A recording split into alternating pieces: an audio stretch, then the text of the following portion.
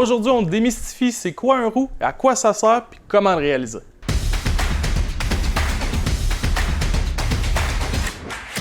C'est fait tout simplement à part égale de beurre et de farine. Et l'important, c'est de cuire la farine parce que la farine crue va goûter la farine, tandis que lorsqu'on la cuit, c'est là qu'on va retirer ce goût-là et cette texture-là. Donc, c'est pour ça qu'on n'ajoute pas de la farine directement dans notre soupe. On va la lier au beurre, la cuire et l'ajouter pour venir lier nos sauces et épaissir nos soupes. On va en réaliser un. Donc, ce qu'on fait dans notre poêlon à froid, on va ajouter un peu de beurre.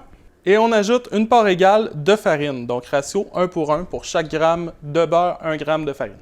On va faire fondre ça tranquillement, donc on ne met pas notre feu trop haut. Et là, on va commencer par réaliser un roux blanc. En fait, la différence entre un roux blanc et un roux brun, c'est tout simplement le temps de cuisson qu'on va lui donner. Donc, ce qu'on veut pour un roux blanc, c'est qu'on ait un mélange homogène, que la farine ait le temps de cuire, mais on ne veut pas aller chercher de coloration. Donc là, c'est exactement ce qu'on veut. Ce qu'on va faire, c'est qu'on va le cuire environ 1 à 2 minutes. Le roux blanc va servir entre autres à épaissir nos sauces comme les veloutés dont on s'est parlé dans les dernières semaines. Donc on a notre roux blanc. Si on continue à le cuire, tout simplement, on va aller chercher une coloration. Et là, c'est là qu'on va avoir un roux brun qu'on va servir plus pour les sauces comme les fonds bruns, les sauces espagnoles ou pour les soupes aussi.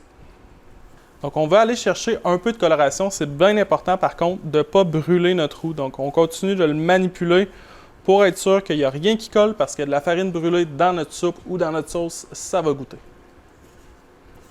Et tout simplement comme ça, on a réalisé un roux blanc et un roux brun avec 2 usages différents, mais qui vont être très utiles en cuisine. C'était Chef Peter, puis on se dit à la prochaine.